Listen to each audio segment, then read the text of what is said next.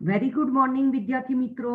The H B Kapadia group of schools Memnagar computer શિક્ષક વિનીતા મહેતા તમારી જોડે પેપર વિશેની વાત કરવા માટે મારે સોલ્યુશન કરાવવું છે. વિદ્યાર્થી મિત્રો, કેવું ગયું પેપર? 1 થી 6 ચેપ્ટર લઈ લીધા મેં. તમને ગમ્યું? તમને ફાવ્યું? તમને બધાને ગમતું હશે, હે ને? અને આ વખતે મેં આડાઅવડી નથી કર્યા, એટલે લાઈનસર જ લીધા છે તમારા ક્વેશ્ચન. 10મી તારીખે ગુરુવારે પેપર હતું, 1 કલાકનું, 50 માર્ક. પણ મને તમારું હવે જે પેપર જો એક જ એકલું લખેલું હશે કે એ બી સી કે એવી રીતનું, તો હું નહીં તપાસું. વિદ્યાર્થી મિત્રો, મને સાથે જવાબ જોઈશે. જે રીતે હું બોલું છું એ જ રીતે તમે લખ્યું હશે તો જ હવે હું તપાસીશ. બોર્ડમાં જુઓ કેવી રીતે. બોર્ડમાં તમને ભલે ટીક માર્ક આવે, પણ તમે આ મારું સાંભળજો કે તમે જ્યારે મને પેપર આપો છો, એક પાનાનું કોઈ ન ખોવાઈ જાય કે એવું કંઈક થાય, એના કરતાં બહેતર છે કે તમે આ હું જે બોલું છું એ રીતે લખ્યું હોય એ વધારે સારું. ચલો આપણે સ્ટાર્ટ કરીએ સોલ્યુશન. અને મને 100% ખબર છે કે આપણે આટલું બધું રિવિઝન કરાયું, તમારું પેપર સારું જ ગયું હશે. ફોર્મ મુલાકાતીની વિગતો દાખલ કરવા વિશે વધુ, પહેલું જ પાનું આપણું. અને મેં તેમને પહેલા ફોર્મની શરૂઆત કરતા પહેલા આ ત્રીજી કે ચોથી લાઈન ટીક કરેલી. સંવાદન અને નિયંત્રણ એ એન્ડ બી જવાબ એટલે સી છે આપણો જવાબ. ચોક્કસ.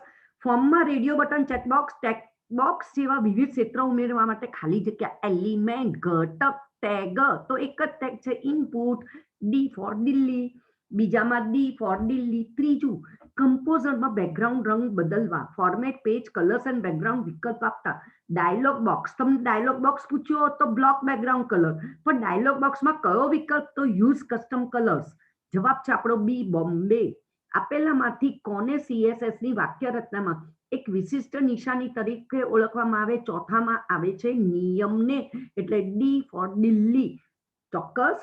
પાંચમું, જાવાસ્ક્રિપ્ટમાં ડોક્યુમેન્ટ ડોટ રાઇટમાં ખાલી જગ્યા એ ઓબ્જેક્ટ છે. ઓબ્જેક્ટ પૂછવો છે તે બી ફોર બોમ્બે. ડોક્યુમેન્ટને ઓબ્જેક્ટ કહેવાય. જો તમને મેથડ પૂછી હોત તો રાઈટ. બરોબર છે વિદ્યાર્થી મિત્રો. નિશ્ચિત કાર્ય છઠ્ઠું, પાર પાડવા પુનઃ ઉપયોગમાં લઈ શકાય તેવા કોડના બ્લોકને વિધેય, રૂટીન, ફંક્શન. વિદ્યાર્થી મિત્રો, ચોક્કસ જાવાસ્ક્રિપ્ટમાં બધા બહુ નામો છે. રૂટીન એટલે જવાબ છે એ. સબમિટ ઘટના માટેનો ઇવેન્ટ હેન્ડલર કયો? વિદ્યાર્થી મિત્રો, આ તમને ખ્યાલ છે 100% કે ઇવેન્ટ હેન્ડલર ઓન થી શરૂ થાય ને? અહીંયા એક જ જવાબ છે, ઓન થી શરૂ થયેલો, એટલે બી આપણો જવાબ છે. On submit. મને આજે ડિસ્કસ કરવું છે તમારી જોડે. બોર્ડમાં 2 વખત આવો સવાલ પૂછાયો છે, જે 8મો છે, ઇઝ એન્ડ એન્ડ. વિદ્યાર્થી મિત્રો, તમારા લોકોનું કદાચ ધ્યાન નહીં ગયું હોય, મારું તરત જ ધ્યાન ગયું ને તમને જુઓ, ડબલ એન કેપિટલ હોય તો જ જવાબ આવે. આ તો ખોટો છે, એને એન સ્મોલ છે એટલે એરર આવે. જો આવું કંઈક લખીએ તો એની પાસે એવું આંતરપ્રસ્થાપિત ફંક્શન જ નથી આંકડાકીય. સો અહીંયા એરર. વેબસાઇટ એટલે 8માં સી. વેબસાઇટમાં કેવા પ્રકારની માહિતી હોવી જોઈએ? બધાનો લગભગ આ મેં હજી તપાસ્યા નથી, પણ આ જોજો, સંપૂર્ણ અને સુસંગત જ માહિતી હોવી જોઈએ. વર્ક પૂછે તો સામાન્ય અને વિસ્તૃત હોવી જરૂરી છે. એમાં સંપૂર્ણ સુસંગત આવે. ટેબલ ડાયલોગ બોક્સમાં કયો વિકલ્પ સેલ વચ્ચેની જગ્યા? તો સી છે, સ્પેસિંગ. વિદ્યાર્થી મિત્રો, વેબસાઇટમાં ચિત્ર ઉમેરવા માટે આ બધાને આવડે. બી ઇન્સર્ટ ઇમેજ, બી ઇન્સર્ટ ઉમેરો, ઇન્સર્ટ ઇમેજ.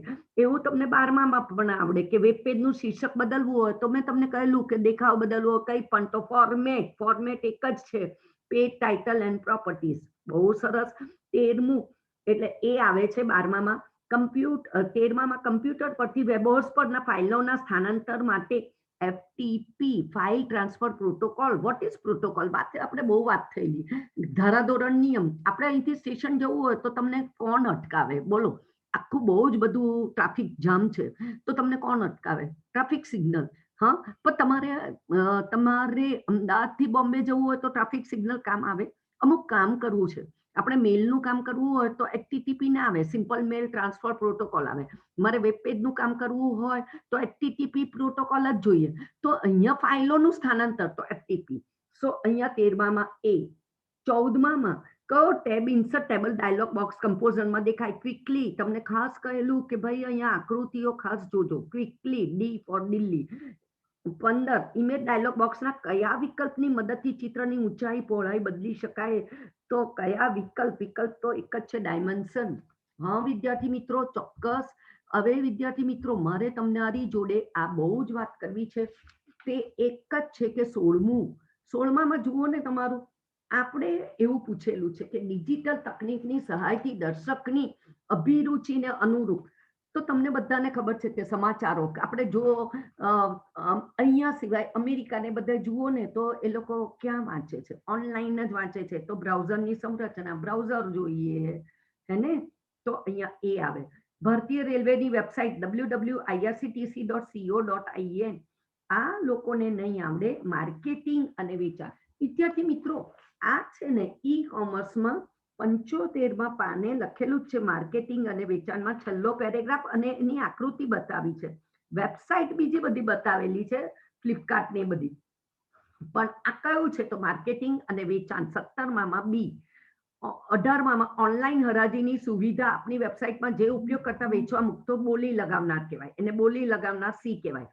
19 કયો ઈ કોમર્સનો ફાયદો નથી? તો બધો ફાયદા છે. સુરક્ષા એ ફાયદો નથી, એટલે બી, બોમ્બે. અચ્છા, આધુનિક યુગમાં શું પ્રચલિત થઈ રહ્યું છે? તો તમને બધાને ખબર છે, નેટ બેન્કિંગ, જેનું બીજું નામ ઇલેક્ટ્રોનિક બેન્કિંગ. એ અથવા બી, એટલે જવાબ છે 20માં સી.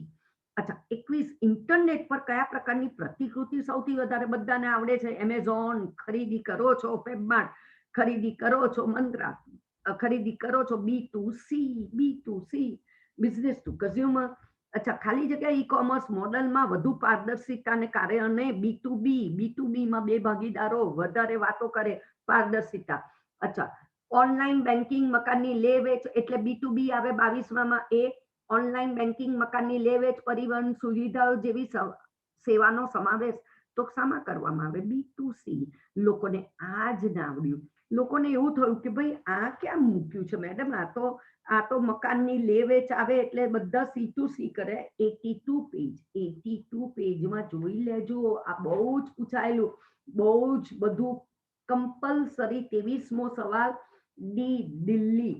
24 હરાજી માટે ઓનલાઈન વેબસાઇટ પર મૂકેલ વસ્તુ વેચવા માટે હંમેશા નોંધણી કરાવવી પડે. એ જવાબ છે 24માં.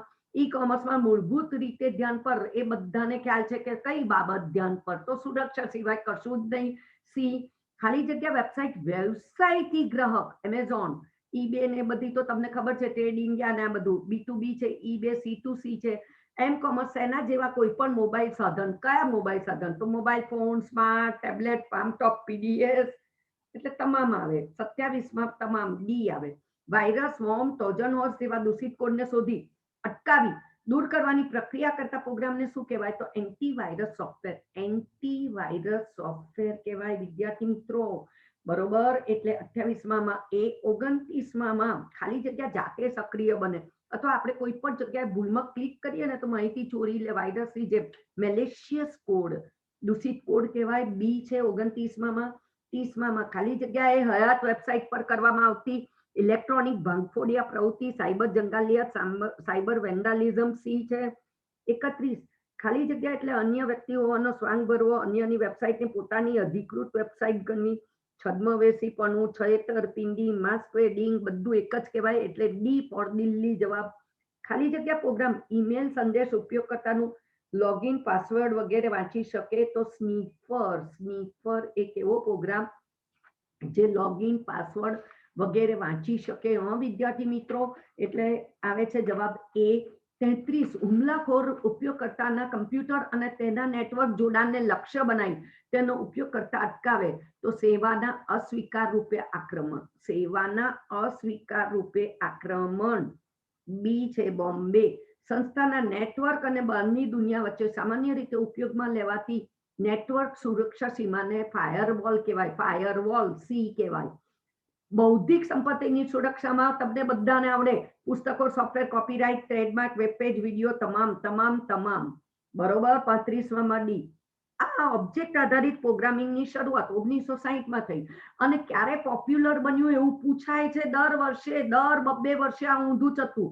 તો 1980ના મધ્યમાં, કોઈ સ્પેસિફાઈ વર્ષ નથી એવું પણ મેં કહેલું. એટલે 36માં બી ફોર બોમ્બે. પ્રોગ્રામિંગની રીત કેટલા પ્રકારમાં વેચાય? તો બે જ પ્રકાર, બે જ. કઈ સ્ટ્રક્ચર આધારિત, ઓબ્જેક્ટ આધારિત. ઓબ્જેક્ટ આધારિતમાં આપનું કેન્દ્ર બિંદુ ઓબ્જેક્ટ.